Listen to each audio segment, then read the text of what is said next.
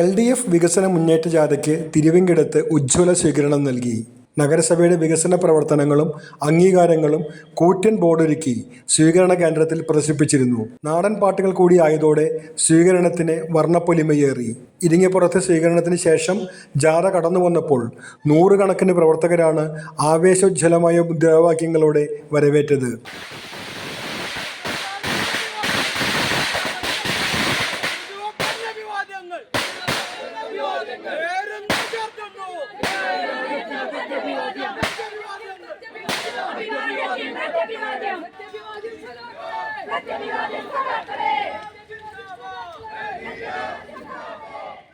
ജാഥ ക്യാപ്റ്റൻ നഗരസഭാ chairman M. Krishnadas ജാഥയുടെ ലക്ഷ്യങ്ങൾ വിശദീകരിച്ചു.